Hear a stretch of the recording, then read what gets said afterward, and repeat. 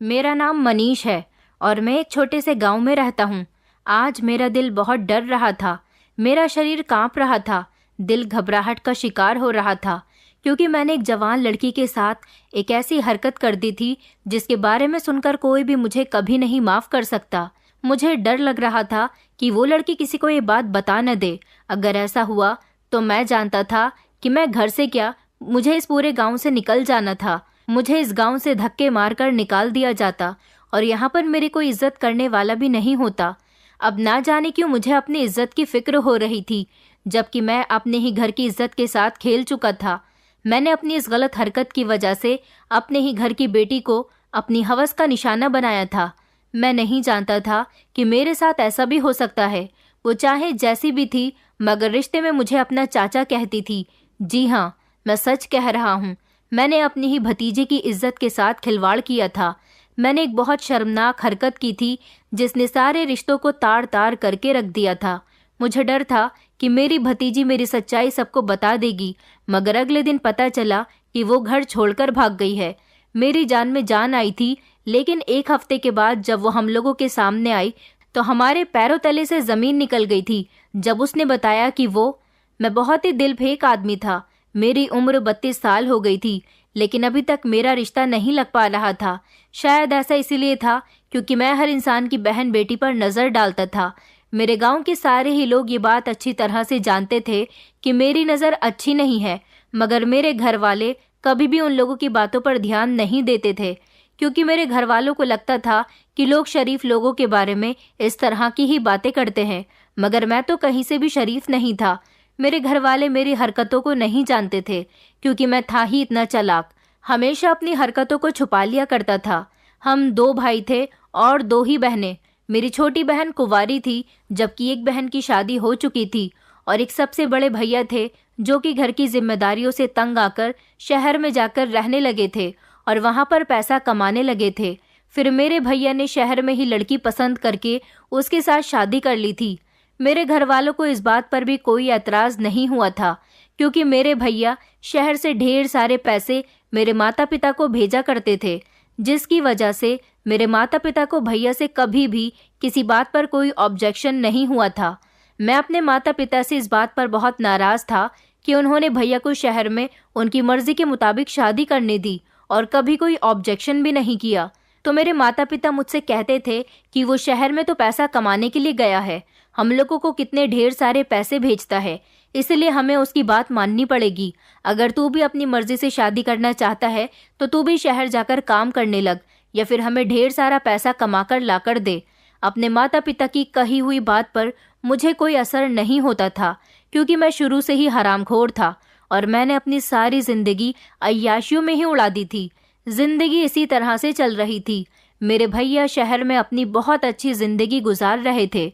जिस दिन से भैया शहर गए थे उन्होंने वापस कभी हमारे गांव में कदम तक नहीं रखा था। उनकी हमसे सिर्फ फोन पर ही बात होती थी और वो मेरे पिताजी के बैंक के खाते में हर महीने पैसे ट्रांसफर कर दिया करते थे। मैं अपने घर में सबसे छोटा था, इसलिए अब सब लोगों का लाडला था।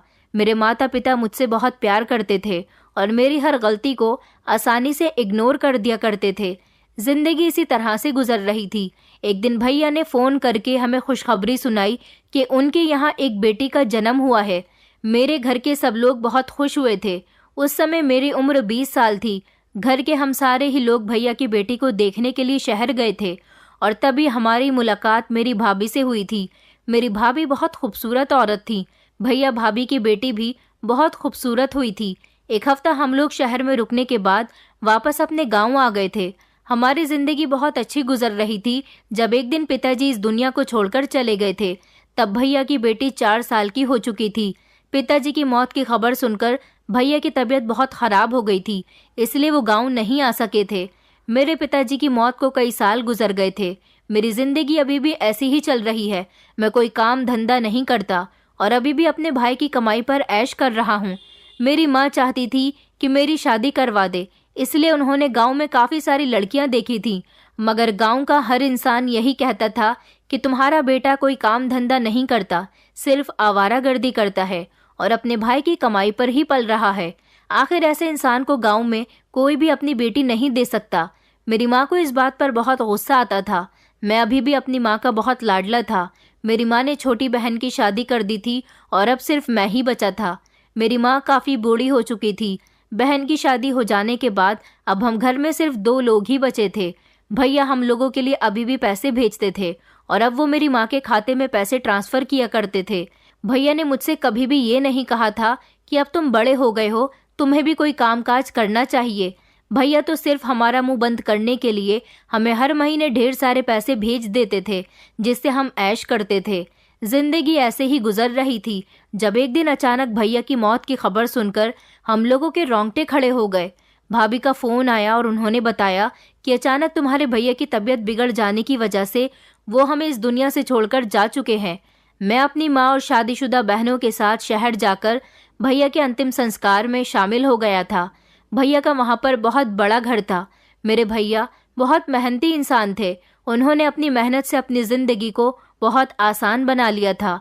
उनके घर में हर ऐशो आराम था, खूबसूरत पत्नी थी और इतने सालों के बाद उनकी बेटी को देखकर मैं दंग रह गया था, जिसको मैंने बचपन में देखा था जब वो सिर्फ 1 महीने की थी।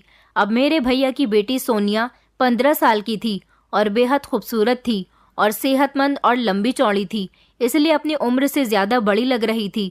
अपनी भतीजी को देखकर मेरी आंखें फटी की फटी रह गई थी कि वो बहुत ज़्यादा खूबसूरत थी और शहर में रहकर वो शहर के जैसे ही कपड़े पहन रही थी, जबकि हमारे गांव में लड़कियां सलवार सूट या फिर साड़ी पहनती हैं।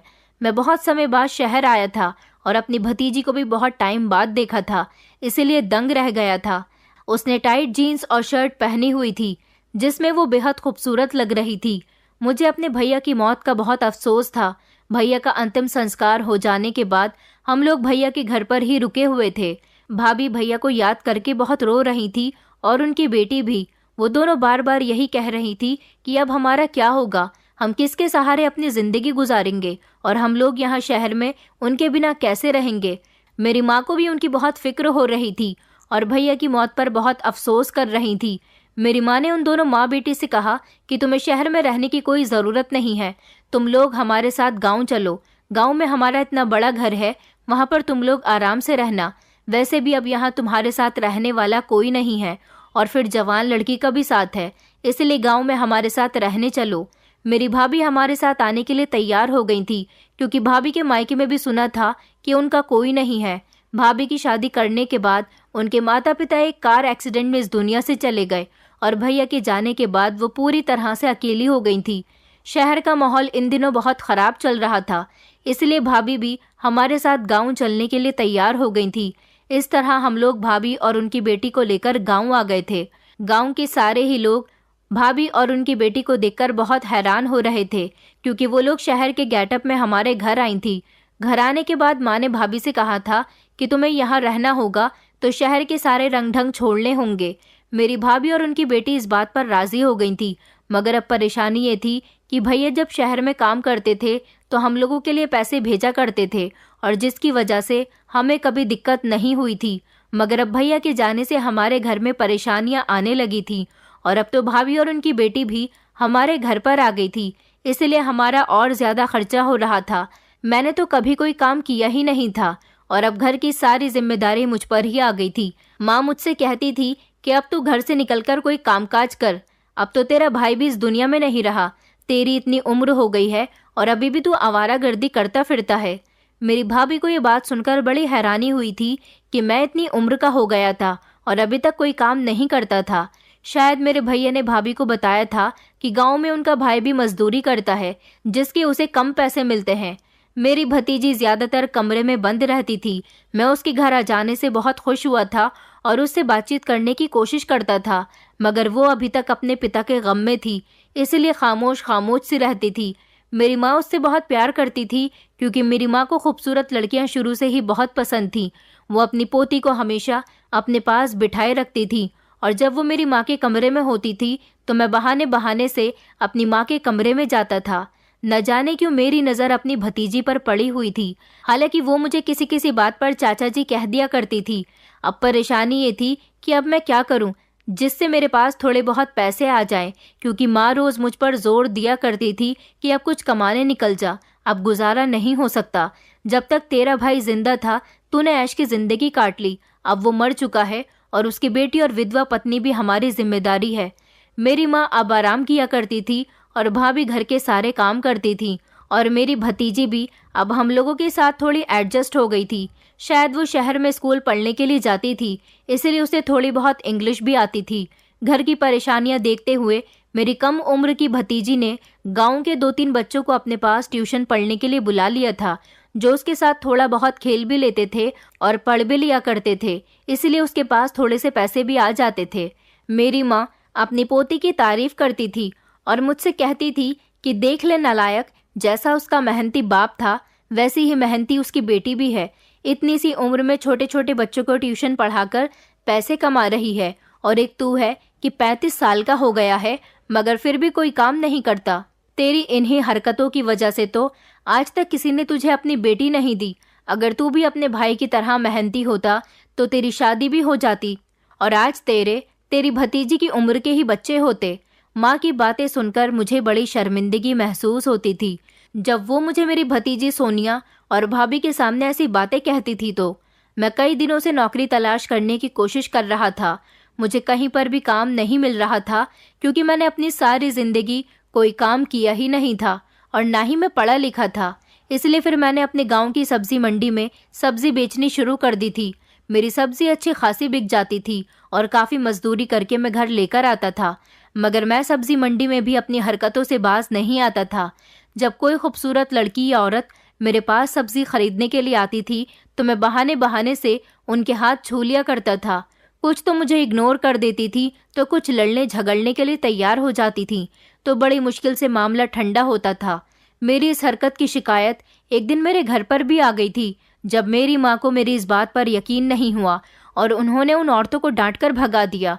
शुरू से ही मेरी माँ ने मेरी बहुत तरफदारी की थी और यही वजह थी कि मैं आज इतना बिगड़ा हुआ था, जबकि मेरे बड़े भैया पर मेरी माँ ने बचपन से ही जिम्मेदारी का बोझ डाल दिया था। इसलिए तो वो शहर जाकर कमाने लगे थे। अब जब मैं घर आता तो भाभी की बेटी पर जैसे ही मेरी नज़र जाती तो मैं उसे फटी फटी नज़रों से घूरने लगता था। मेरी माँ काफ़ी बूढ़ी हो चुकी थी, इसलिए अब वो बीमार रहने लगी थी। मेरी भाभी और भतीजी ही घर की सारी देखरेख कर रही थी। रात को जब मैं घर वापस आता था तो मुझे खाना भी वही दोनों दिया करती थी। मेरी भतीजी अब मुझसे शर्मिंदगी महसूस नहीं करती थी, इसलिए मेरे साथ चाचा चाचा करके बातचीत करती रहती थी और अगर उसे मुझसे कोई काम होता तो वो भी करवा लिया करती थी। दिन इसी तरह से गुजरते जा रहे थे और मैं अभी तक अपनी भतीजी पर नज़र रखे हुए था। मेरी भी उम्र बढ़ती जा रही थी। मुझे दिखाई दे रहा था कि मेरी माँ बीमार है, इसलिए मैंने अपनी भाभी और माँ से कहा था कि कुछ भी करके मेरी शादी करवाओ। भाभी माँ से कहती थी कि मनीष ठीक कह रहा है, आप इसकी शादी अपने हाथ से ही कर देंगी तो बेहतर होगा। मेरी माँ कहती थी कि मैं तो इसकी शादी कर दूं, मगर इसको कोई अपनी बेटी देने के लिए तैयार ही नहीं है। फिर मेरी भाभी ने मुझे शहर की एक लड़की के बारे में बताया। उन्होंने कहा कि वो उससे फ़ोन करके बात करेंगी। अगर गांव में कोई लड़की नहीं मिलती तो क्या हुआ, शहर में ऐसी बहुत सारी लड़कियां हैं। वो लड़की पढ़ी लिखी तो नहीं थी, मगर वो परिवार से थी, लेकिन अच्छी थी। मैं खुश भी था, शादी करने के लिए तैयार हो गया था। भाभी ने उस लड़की के परिवार वालों से फ़ोन पर बातचीत कर ली थी, क्योंकि भाभी तो मेरी हरकतों के बारे में ज़्यादा नहीं जानती थी। उनको यही लगता था कि गांव के लोग उनके देवर के बारे में उल्टी सीधी बातें करते हैं, क्योंकि भाभी ने अभी तक मेरे अंदर कोई गलत हरकत नहीं देखी थी। भाभी ने कहा था कि वो खुद जाकर शहर में इस लड़की के परिवार वालों से बात करके आएंगी। फ़ोन पर बात करने में और फेस टू फेस बात करने में काफ़ी फ़र्क होता है। और वैसे भी मेरी भाभी को अपने शहर की बहुत याद आ रही थी। वो कुछ दिनों के लिए अपने शहर वाले घर में जाना चाहती थी, इसीलिए भाभी मेरी बड़ी बहन के साथ अपने शहर चली गई थी, जबकि मेरी भाभी अपनी बेटी को मेरी माँ की सेवा करने के लिए उनके पास छोड़ गई थी। भाभी 3-4 दिन के लिए शहर जा चुकी थी। जब मैं रात को सब्जी मंडी से घर वापस आया तो बहुत थका हुआ था। शायद मेरी माँ दवाई खाकर सो चुकी थी। मेरी भतीजी मेरे लिए पानी लेकर आई थी। जब उसने मेरे हाथ में पानी का गिलास दिया तो मैंने बहाने से उसका हाथ पकड़ लिया। घबराकर उसने अपना हाथ पीछे कर लिया था। मैं पानी पी चुका था और लगातार उसे फटी फटी नज़रों से घूर रहा था। गांव में आने के बाद वो सलवार कमीज पहनती और अपने तन पर दुपट्टा ढके रहती थी। ऐसे कपड़ों में भी वो बेहद खूबसूरत लग रही थी। आज जब मैंने उसका कोमल हाथ छुआ था तो मुझे बड़ा ही सुकून महसूस हुआ था। थोड़ी देर के बाद उसने मुझे खाना दे दिया था। मैंने उससे पूछा, क्या तुमने खाना खा लिया? तो वो गर्दन हिलाते हुए इनकार करने लगी और कहने लगी कि नहीं, मुझे अभी भूख नहीं है चाचा जी। मैंने दादी को खाना खिलाकर दवाई देकर उन्हें सुला दिया है। मैं अभी ही तो फ्री हुई हूँ और इतनी ही देर में आप आ गए। मैंने कहा, अच्छा तो तुम भूखी हो, चलो मेरे साथ बैठकर खाना खाओ। वो बार बार इनकार कर रही थी कि मुझे अभी भूख नहीं लग रही है, लेकिन मैंने ज़बरदस्ती उसका हाथ पकड़कर उसे अपने करीब में बिठा लिया और कहने लगा कि आज अपने चाचा जी के साथ बैठकर खाना नहीं खाओगी। मैं उसे ज़बरदस्ती अपने हाथ से खाना खिलाने लगा। मैं देख रहा था कि वो मेरे साथ में अनकंफर्टेबल महसूस कर रही है और शर्मिंदा हो रही है, और आज मेरा भी रास्ता साफ था, इसलिए मैं भी उसके साथ जो चाहे कर सकता था। थोड़ी ही देर गुजरी थी कि वो मेरे करीब से उठ गई और अपने कमरे में जाकर बंद हो गई। मुझे अब शर्मिंदगी महसूस हो रही थी कि मैंने उसके साथ ये क्या कर दिया। शायद अब वो मुझसे दूरी बनाने लगेगी या फिर डरने लगेगी। मैं मन ही मन में सोच रहा था कि मैंने ये क्या कर दिया। अपने लिए मैंने खुद ही मुसीबत मोल ले ली है। शहर से भाभी का मेरे पास फ़ोन आया था। वो मुझसे अपनी बेटी के बारे में पूछ रही थी, तो मैंने उन्हें कहा था कि वो खाना खाकर अपने कमरे में सोने के लिए चली गई है। यहाँ पर सब कुछ ठीक है, आप आराम से वहाँ पर रहो। मेरी बात सुनकर मेरी भाभी बेफिक्र हो गई थी, क्योंकि वो अपनी बेटी को मेरे भरोसे छोड़कर गई थी और मेरी माँ की सेवा करने के लिए। रात के 3 बज रहे थे जब मुझे नींद नहीं आ रही थी। मेरी आंखों के सामने बार बार मेरी भतीजी का खूबसूरत चेहरा आ रहा था। मैंने सोचा कि उसके कमरे में जाकर देखा जाए कि वो इस समय क्या कर रही होगी। मैं जानता था कि वो इस समय सो रही होगी, मगर फिर भी ना जाने क्यों मैं उसके कमरे की तरफ चल दिया था। लेकिन ये देखकर मैं दंग रह गया था कि वो सो नहीं रही थी, बल्कि उसके कमरे से हल्की हल्की म्यूजिक की आवाज़ आ रही थी। मुझे हैरानी हुई कि रात के इस समय कमरे के अंदर से म्यूजिक की आवाज़ कैसे आ रही है।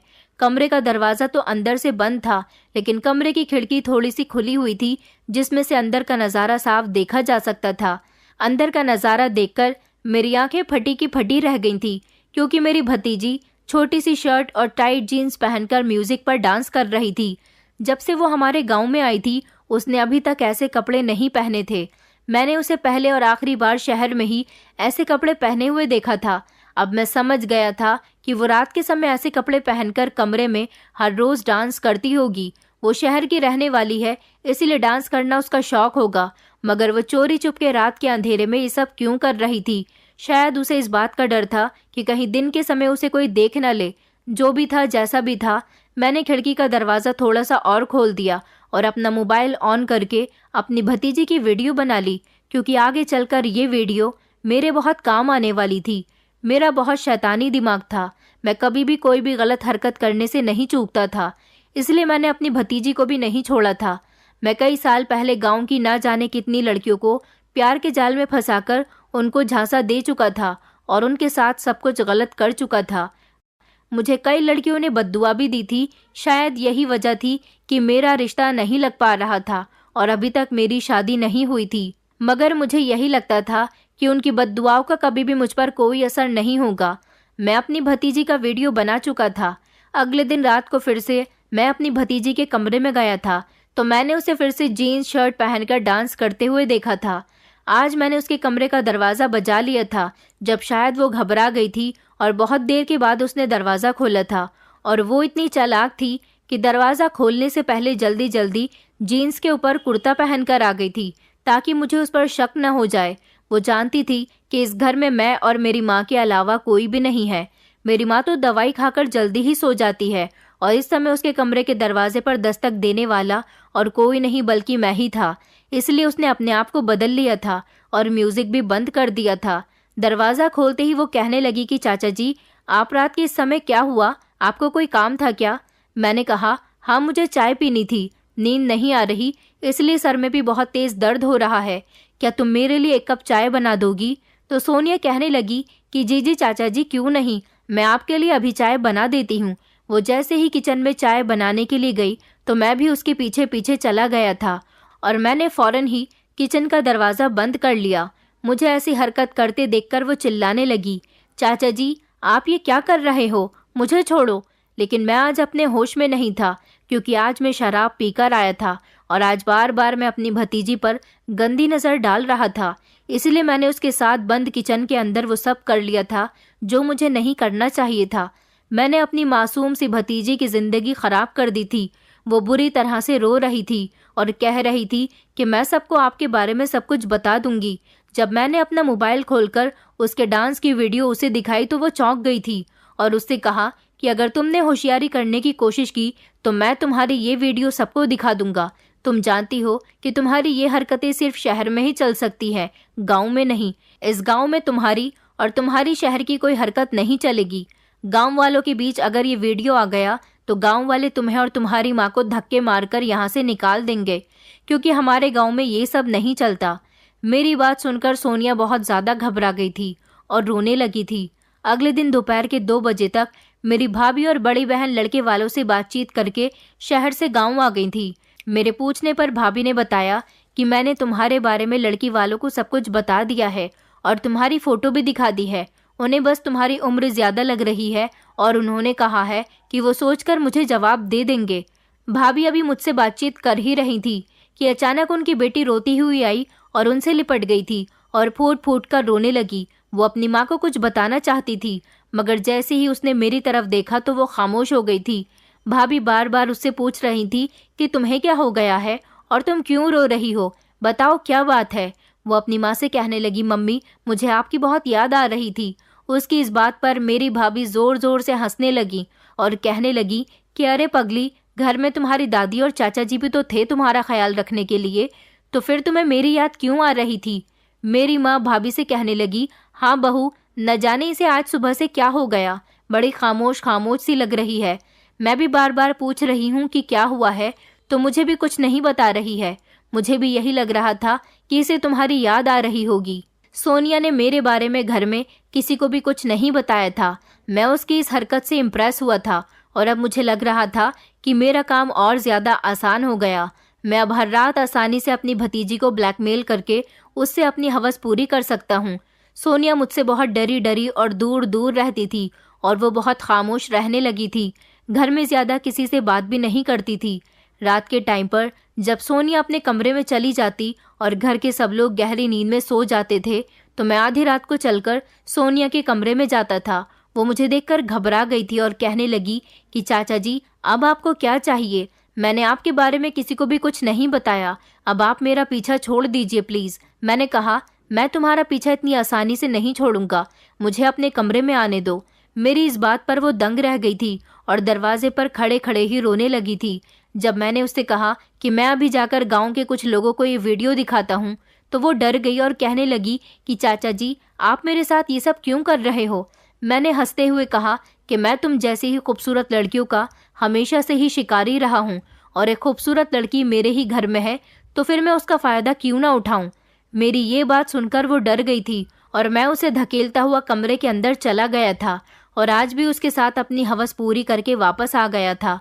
वो चाहकर भी मेरी किसी भी बात को किसी को नहीं बता सकती थी। मेरी भाभी हमेशा अपनी बेटी के लिए परेशान रहती थी कि ना जाने उसे क्या हो गया, वो हमेशा इतनी परेशान क्यों रहती है। वो किसी के पूछने पर किसी को कुछ बताती भी नहीं थी। मेरी जिंदगी इसी तरह से गुजर रही थी जब एक दिन मेरी भाभी छत की सीढ़ियों से नीचे गिर गईं। उनको बहुत गहरी चोट आई थी। जब उन्हें अस्पताल लेकर जाया गया तो अस्पताल में उन्हें मृत घोषित कर दिया गया था। सोनिया अपने पिता को तो पहले ही खो चुकी थी, अब अपनी माँ के मर जाने पर वो बिलख बिलख कर रो रही थी। भाभी की मौत पर तो मुझे भी अफसोस हुआ था क्योंकि भाभी बहुत अच्छी औरत थी। अब घर में मेरी बीमार और बूढ़ी माँ, मैं और सोनिया ही रह गए थे। हम लोगों को नहीं पता था कि भाभी अचानक इस दुनिया से हमें छोड़कर भी जा सकती हैं। भाभी की मौत से हमारे घर का माहौल पूरी तरह से गमगीन हो गया था। सोनिया बेहद सदमे में थी और इस दौरान मैं उसे परेशान नहीं कर सकता था। कुछ दिन गुजर गए थे। वो मेरी माँ का बहुत ख्याल रखती थी और अपनी दादी की लाडली बन गई थी। मेरी माँ तो बिस्तर से उठती ही नहीं थी, बस उनकी जिंदगी दवाइयों से ही गुजर रही थी। कुछ दिन गुजर गए। जब घर का माहौल नॉर्मल हो गया तो मैंने फिर से अपनी भतीजी के साथ वही सब कुछ करना शुरू कर दिया था। वो बेचारी रोती रहती थी, तड़पती रहती थी, मगर मैं उसकी एक नहीं सुनता था। मैंने उसको बहुत परेशान कर दिया था। अब तो मैं खुलेआम उसके साथ सब कुछ करता रहता था क्योंकि घर में उसके मेरे बीच अब कोई नहीं था। एक बीमार माँ ही तो थी, वो भी दवाई लेकर ज्यादातर सोती ही रहती थी। सोनिया मुझसे बहुत तंग आ गई थी। मैं नहीं जानता था कि अगला दिन मेरे लिए किसी बड़ी मुसीबत की सौगात लाने वाला है। अगले दिन मैं सोकर उठा तो मैंने देखा कि सोनिया पूरे घर में कहीं पर भी मौजूद नहीं है। इस बारे में अपनी माँ से कहा तो उन्होंने मुझे कहा कि मुझे भी नहीं पता कि सोनिया कहाँ गई है, ना जाने वो कहाँ चली गई थी। मैं तो दंग रह गया था और सोनिया के लिए बार बार परेशान हो रहा था। मुझे सब्जी मंडी भी जाना था और घर में मेरी माँ अकेली थी। मैं सोनिया को तलाश कर करके थक गया था। इधर मेरी माँ भी सोनिया के लिए बहुत परेशान हो रही थी कि अचानक वो घर से कहाँ चली गई। सुबह से शाम हो गई थी जब सोनिया घर वापस नहीं आई। रात के समय जब सोनिया आई तो बहुत बुरी हालत में थी, न जाने वो कहाँ से चलकर आ रही थी। मैं दरवाजे पर गया और मैंने उसके गाल पर 2-3 थप्पड़ जड़ दिए थे, क्योंकि मुझे उस पर बहुत गुस्सा आ रहा था कि अचानक वो हम लोगों को बिना बताए कहाँ चली गई थी। तो उसने मेरी मार खाने के बावजूद भी मुझे कुछ नहीं बताया और खामोशी से अपने कमरे में चली गई थी। मैंने अपनी माँ को बता दिया था कि सोनिया घर आ गई है। मेरी माँ उसकी याद में रो रो कर आधी हो गई थी। फिर वो तसल्ली के साथ दवाई खाकर सो गई। मुझे लगा था कि शायद सोनिया मुझसे नाराज होगी, इसलिए मैं उसको मनाने के लिए उसके कमरे की तरफ चला गया था और मैं वैसे भी हर रात उसके कमरे में जाता ही था। आज जब मैं उसके कमरे की तरफ गया तो उसके कमरे का दरवाज़ा खुला हुआ था। सोनिया बेसुध सी बिस्तर पर लेटी हुई थी। रात का 1 बज रहा था। मुझे उसकी हालत देखकर लग रहा था कि वो आज खुद ही मेरे करीब आने के लिए तैयार हो गई है, क्योंकि अब हर रात उसके साथ ऐसा ही होता था। इसलिए उसने अपनी ऐसी जिंदगी को एक्सेप्ट कर लिया है। इस घर में उसकी साइड लेने वाला कोई भी नहीं है। मेरी माँ को अगर वो कुछ बताती भी तो वो कुछ नहीं कर सकती थी, क्योंकि मेरी माँ तो अब बिस्तर से उठने काबिल नहीं रही थी। मैं सोनिया के पास चला गया और बिस्तर पर उसके पास जाकर लेट गया और उसके साथ गलत हरकत करनी शुरू कर दी।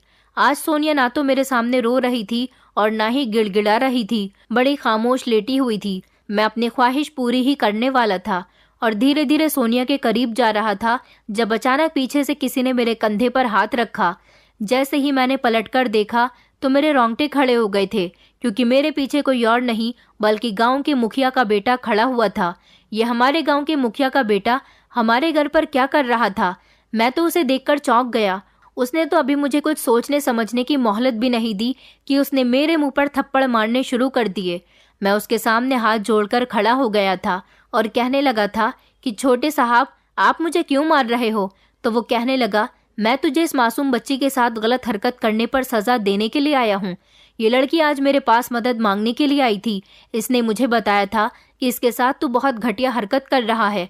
तू क्या समझता है कि इसका इस गाँव में कोई नहीं है? मैं जानता हूँ कि इसका पिता मर चुका है और इसकी माँ भी मर गई है, और तू कई दिनों से इस मासूम लड़की की इज्जत के साथ खिलवाड़ कर रहा है।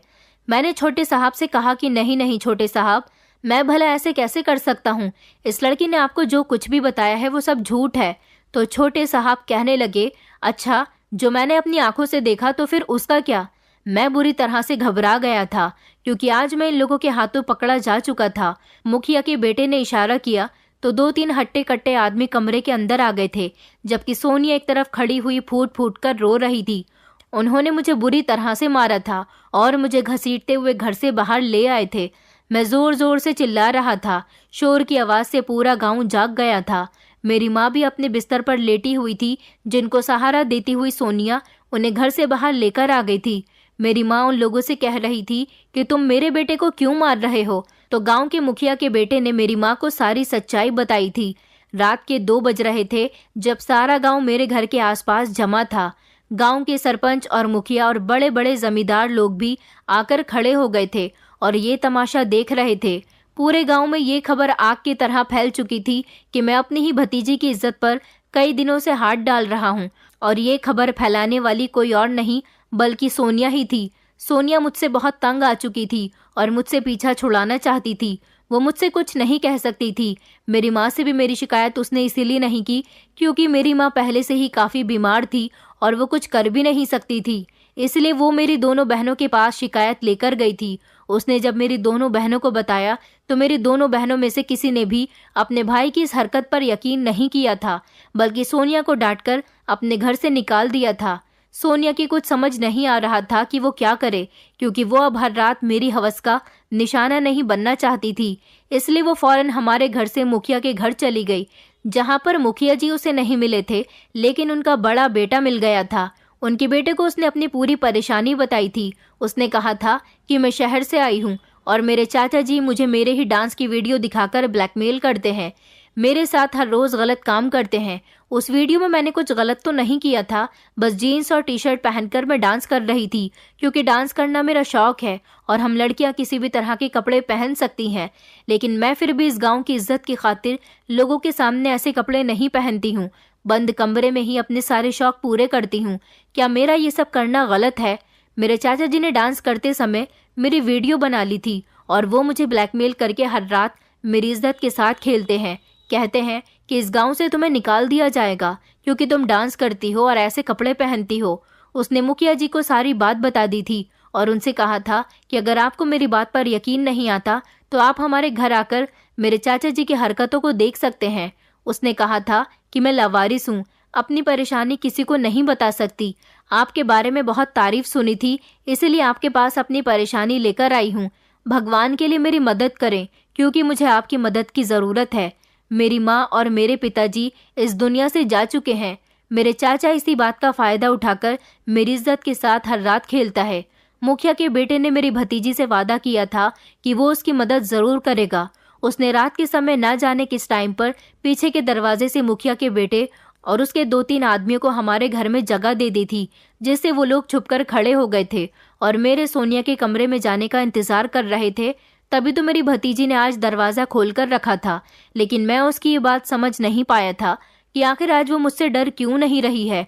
आज वो बड़ी खामोशी से लेट गई थी ताकि मैं उसके साथ गलत काम को अंजाम दूं और फिर मैं पकड़ा जा सकूं, और मेरे साथ ऐसा ही हुआ था।